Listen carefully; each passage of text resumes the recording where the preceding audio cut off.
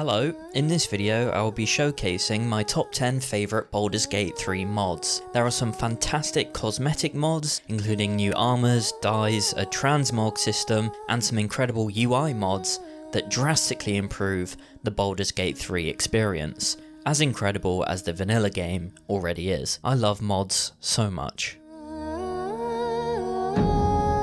Transmog Enhanced, created by Erilyn and Waden, is a magical mod that adds the ability to change the appearance of your armour and camp clothes. This means you can wear the strongest armour and make it look like your favourite fit. You get your cake and you get to eat it. It works with vanilla and modded armour, so you can turn Ketheric's armour into a banana suit if you really want to. To transmog, all you have to do is use the new transmog appearance item, which looks like a bright golden shard, making it hard to miss. Drag the item you want to change into the left box and the item you want it to look like in the right, confirm the change and Bob's your uncle. If you want to reset the item back to its default appearance at a later date, simply use the reset appearance item, which looks like a noble stalk. These items are only given to you once, they will stay where you last put them, so don't lose track of them. I would make sure to save before attempting a transmog because I have experienced a bug or two when using this mod, for example an armour losing its unique perks and taking on the stats of the armour I transmogged it to. This is not common and it might have honestly been user error. It usually works perfectly, but it's better to be safe than sorry. The mod's description page also recommends saving and reloading after applying your glamour. The description also says if you are playing in multiplayer, do not transmogrify at the same time, please take turns to prevent issues. The mod should be compatible with everything. Equipable quest items may break, they have not done testing on them, so be aware and careful. Reset them with the flower if needed. Mystical Fashions, created by Toeri, adds 41 mage-themed outfits for the body type 2, elf, drow, half-elf, tiefling, and human armour and camp clothes. They were made with sorcerers and warlocks in mind, so perfect for Will or Dark Urge. They do not replace any existing outfits. They can be found in the tutorial chest or bought from Aaron in Druid's Grove, Araj and Sister Lidwin in Act 2, Danfalon, Hellisk and Flim's Cobblers in Act 3. Out of the few clothing pack mods I've tried, this one is probably my favourite because all of the outfits are consistently good. Mods like the Basket Full of Equipment mod has some really good stuff, but it's a massive grab bag of varying quality. I think every outfit in this pack looks really good. I promise not every mod on this list is cosmetic. Colour presets as dyes created by Belen adds a bunch of new themed dyes that have been created to match the colours of your companions, a few friends, enemies and even classes. I use this to make sure my companions stick to the colour themes of their default clothing, and then I change them as I progress throughout the game and my companions progress through their quest lines, choosing more dark colours for darker quest outcomes and lighter for lighter outcomes. It's a small thing that makes a big difference. A lot of the vanilla dyes are really lame, especially in Act 1 and 2, so having access to a plethora of nice dyes right from the start is really nice. Vessnelle's hair collection, created by Vessnelle, adds a bunch of consistently great looking new hairstyles for humans, elves, drow, gith, half-elf and tieflings. Those poor half-orcs really don't get any love, do they?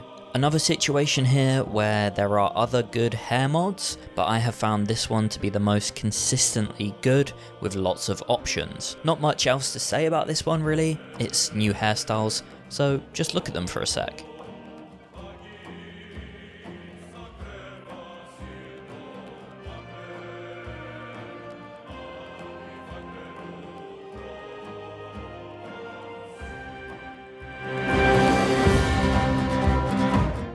Oh look, we're halfway through the list and it's all been cosmetic so far. Please don't click away, I promise the UI mods are coming soon. Ranger's leather armor, created by Ghouls0Rules, great username, stood out to me because it doesn't just add a wonderful new outfit, it also replaces the rather boring vanilla Ranger starter armor with something that lets the Ranger be a little bit more unique. The Ranger has a bit of a reputation for being one of the least interesting classes, especially if you don't multi-class it, so it's nice to see it get some love. I just really like the look of this set, to be honest. You can get different variations of it as you progress, up to very rare, which you can buy at Danflon's Dancing Axe in Act 3. You can also buy it from Aaron and Damon in Act 1, and Damon and the Harper Quartermaster in Act 2. It can also be found in the tutorial chest. Better Dyeing by Kates makes dyeing UI faster and more convenient, and makes dyes more recognizable in the inventory. To get the full experience of this mod, you will also need Kate's Better Inventory UI mod. My favourite part of this mod is that it makes all dyes reusable, so you can dye as many items as you want without leaving the combine widget. Lovely. This pairs really nicely with the previous mods on this list because the dye widget is also used for the Transmog mod.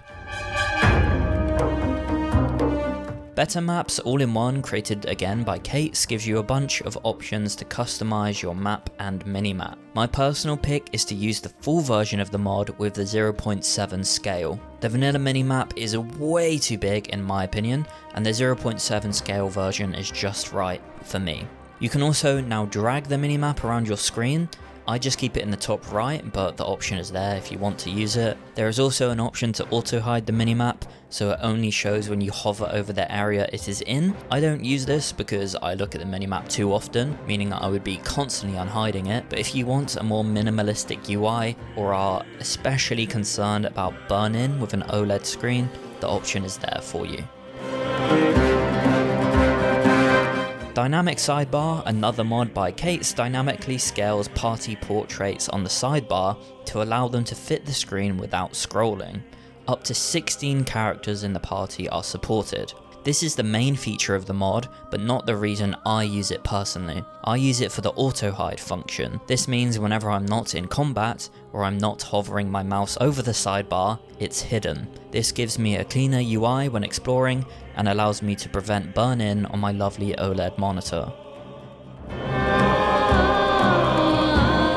Better Hotbar 2, another mod by Kates, is probably my favourite mod, and the one mod on this list that I simply could not play Baldur's Gate 3 without now. The most annoying thing about playing BG3 on keyboard and mouse, at least for me, is the hotbar.